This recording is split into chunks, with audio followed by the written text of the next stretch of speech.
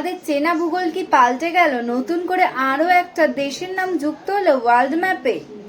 সবার মনে প্রশ্ন জাগলো তো কেন এই কথাটা বলছি, তো চলো আজকে সেটা নিয়ে তোমাদের সাথে আলোচনা করি।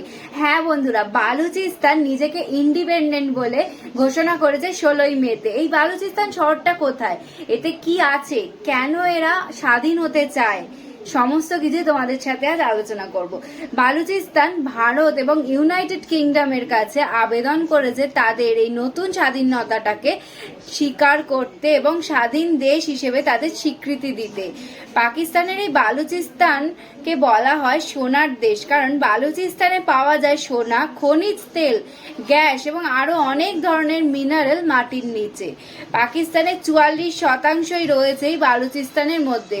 1947 সালে ভারত যখন স্বাধীন হয় তখন আর একটা ভাগ পাকিস্তান হয়ে যায়, পিওকে দখল করে পাকিস্তান, এবং তখনই কিন্তু বালুচিস্তানও স্বাধীন হয়েছিল। এবং পাকিস্তান 4টে রিজিয়ন তৈরি হয়, বালুচিস্তান, সিন্ধ, পাঞ্জাব, পশতো, যেটা আফগানিস্তানের ছিল। এই বালুচিস্তান পাকিস্তানের সাথে যুক্ত হতে চায়নি, কিন্তু 1948 সালে পাকিস্তান জোর করে বালুচিস্তানকে নিজের আওতায় নিয়ে আসে এবং তারপর থেকে শুরু হয় বালুচিস্তানের মানুষদের উপর অকথ্য অত্যাচার, নিপীড়ন, শোষণ, এমনকি তাদের হিউম্যান রাইটস অব্দি নেই। বালুচিস্তান যে আজকে নিজেদের স্বাধীন বলে ঘোষণা করেছে তা অবশ্যই পাকিস্তানের দমন নীতি আর নিপীড়নের ফল।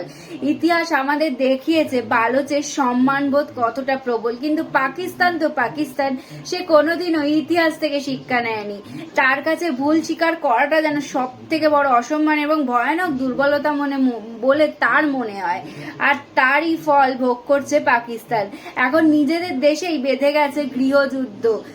পাকিস্তানের অর্ধেকের 44% পপুলেশন বালুচিস্তানে, তারাই পৃথক হয়ে গেছে। আর কি পড়ে রইল পাকিস্তান? যতবার আমাদের ভারতের সাথে পাকিস্তান যুদ্ধ করতে এসছে ততবারই সে ভাগ হয়েছে। প্রথম ভাগ 1971 সালে যখন পাকিস্তান আর ইন্ডিয়া ভারতবর্ষের যুদ্ধ হয়, তখন বাংলাদেশটা ভাগ হয়ে যায় পাকিস্তানের থেকে। আর এবার যখন 2025-এ আবার যুদ্ধ লাগে, তখন ভাগ হয়ে গেল বালুচিস্তান। পাকিস্তান হবে খান খান।